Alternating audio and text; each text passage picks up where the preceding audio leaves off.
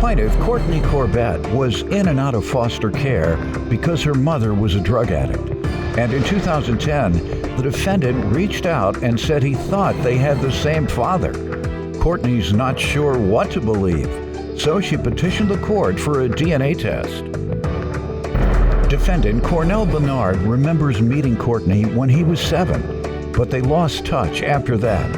Cornell says he never stopped looking for Courtney, and he was thrilled when he finally found her in 2010. We are here and petitioning the court for a test, siblings DNA test, correct? See if yes, you all are siblings. Start with you. So today I'm here for some answers. I'm trying to figure out if Cornell is my sibling. I was born here in Chicago.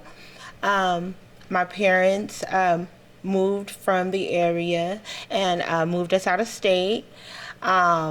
We suffered a lot with my mother suffered with drug abuse, things like that. Where did you all move to? We moved to California.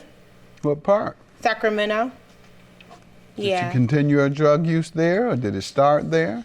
She did. Her drug use actually started here. Yes, and it started back up while she was in Sacramento. When she moved to Sacramento, she just kind of found some drugs? I think what she did was she was trying to make a change, and then when she got down there, she just got into it from just being with the wrong people, and okay. She found a group of dope fiends there, bottom line. Bottom line, let me stop prettying it up.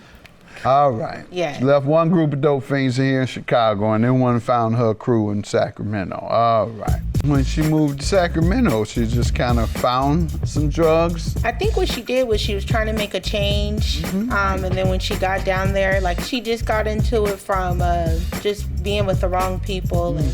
She found a group of dope fiends there, bottom line. Bottom line, let me stop prettying it up. She left one group of dope fiends here in Chicago, and then one found her crew in Sacramento. All right. Defendant Cornell Bernard believes the plaintiff is his half-sister, but she doesn't know what to believe, so she petitioned the court for a DNA test. And how was life for you? That's pretty challenging when the parent is a drug addict. Yes, actually, it was very challenging for me, Your Honor.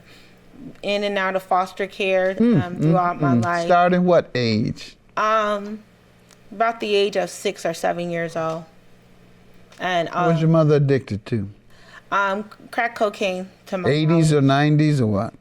80s. We were born in the 80s, so the height of the flooding of the drugs into the inner cities. Yes. The result, as I continue to emphasize and we see on this show, is that the children suffer most. Most end up in and out of foster care or prison or dead. If you're addicted to drugs long enough, to an opioid, crystal meth, crack cocaine, ultimately your child is going to be damaged one way or the other. If you use the drugs while you were pregnant, the child is going to be damaged because the child was smoking crack in your stomach, because the child was shooting heroin in your stomach. Whatever you did, the child got.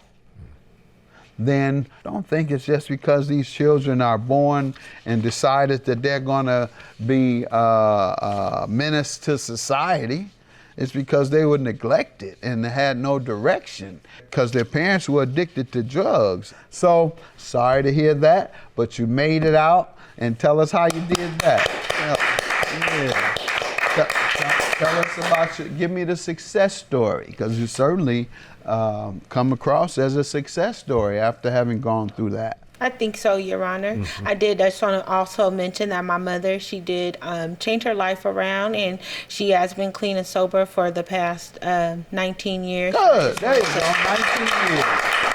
She did change her life around and stuff. So yeah, so it became good. And for me, I stayed in school. Like I said, The streets were hard.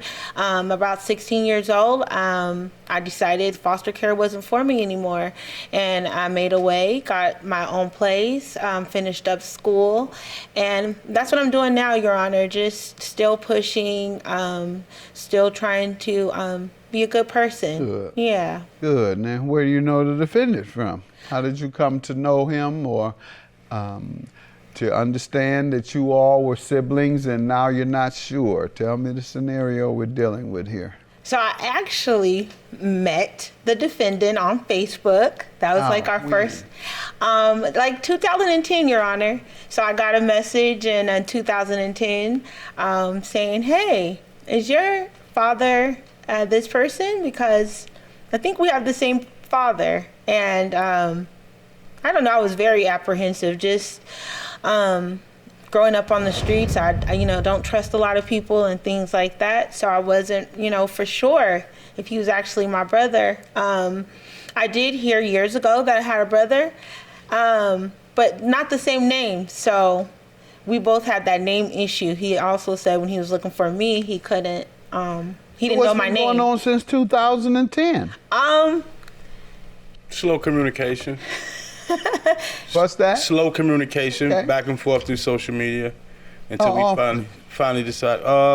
Maybe twice a year, 2 or 3 times a year. Why don't you give me some background on yourself and on your relationship with your presumed sister? Well, I grew up here in Chicago. I remember meeting her when I was around 7 years old, and about maybe 2 or 3 years later. Where, at the house or her house? Yeah, my grandma's house, actually. Okay.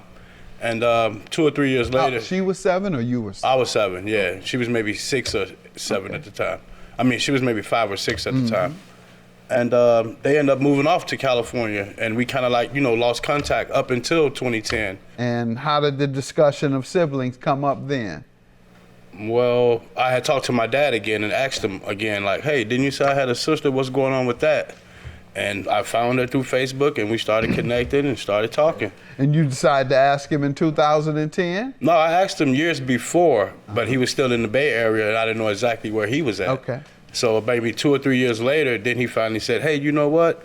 This is your sister, gave me her name, and that's when I started searching. Asking the other questions like, hey, why didn't you guys tell me before? Or... No, not really, because, we was growing up on our own, trying to, make our own foundation. I was raising kids as I grew up, but I never gave up. I never stopped searching for her because I know how it is to grow up without a parent, So when did you all decide that you believed you were siblings?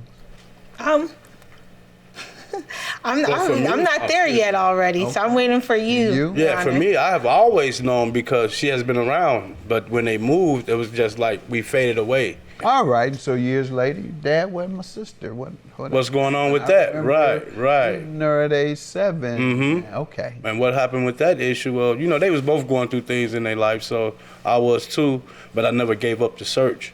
And when I finally found her, I had her last name misspelled. And then when I finally got the correct last name, she accepted the request and we started chatting. Good. And you don't claim to be the son of her mom? No. Just the father? Correct. Just the same father? Correct. Defendant Cornell Bernard believes the plaintiff is his half-sister, but she doesn't know what to believe. So she petitioned the court for a DNA test.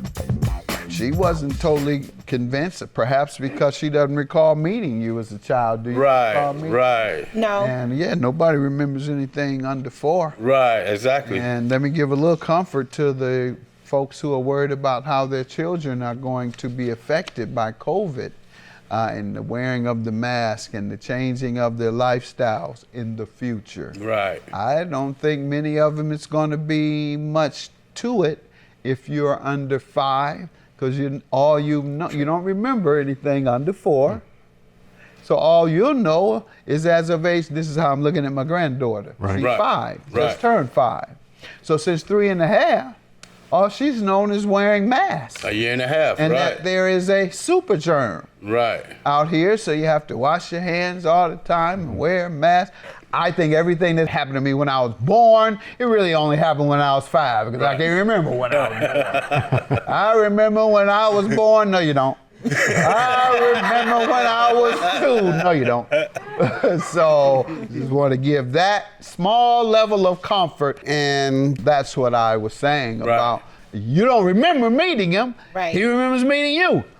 That's the difference we have here. Now let's see if your memory works, because you're an old man, younger, and so she should be the one that remembers one way or the other. But you all are siblings. All right. Okay.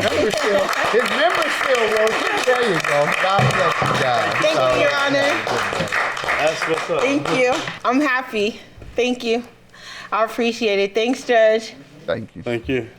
Dang. Okay, bro. Wow. Love you too. I'm happy. Me too. Heck, happy. Okay.